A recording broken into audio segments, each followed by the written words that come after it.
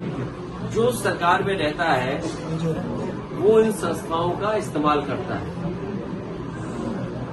पहले कभी इस्तेमाल हुए होंगी ये संस्थाएं। आज भारतीय जनता पार्टी की सरकार है, लेकिन भारतीय जनता पार्टी ने सब सीमाएं लागू की। वो केवल अपने वोट के लिए, दूसरे लोगों को अपमानित करने के लिए ईडी, सीबीआई, इनकम टैक्स का सहारा ले रहे हैं। हमारी तो मांग ये होगी कि भारतीय जनता पार्टी अगर जीरो टॉलरेंस रखती है करप्शन के लिए, तो अपने नेताओं के, अपने विधायक, अपने लोगों का आकलन करें कि किन किन की संपत्ति बढ़ गई है, और जिन जिन की संपत्ति लगे कि ज्यादा बढ़ गई है तो उनके खिलाफ भी वही कार्रवाई होनी चाहिए जो विपक्ष के खिलाफ कार्रवाई कर रहे हैं। और मैंने कई मौकों पर कहा कि आज जमीनों का काम सबसे ज्यादा कोई कर रहा है तो भारतीय जनता पार्टी के लोग कर रहे हैं।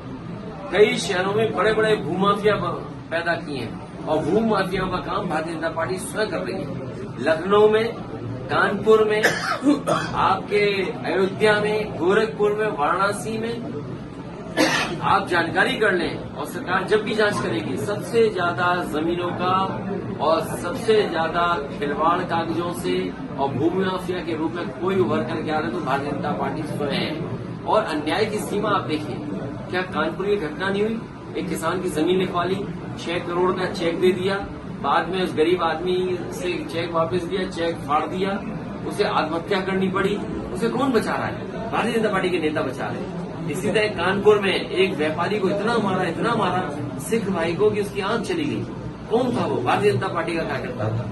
इसी तरह और जगह अगर आप देखोगे, सबसे ज्यादा अन्याय इनकी सरकार में हो रहा है। आज ही खबर पड़ी है कि कानपुर देहात में भी और कानपुर में 2 पक्ष में झगड़ा हुआ, 2 लोगों की जान चली गई केवल जमीन के विवाद में। सरकार को ये देखना चाहिए कि जो जहां पर जमीन को लेकर के विवाद हो रहा है या विवाद से जान जा रही है, आखिरकार वो अधिकारियों को कितनी एप्लीकेशन दे चुकी है। सर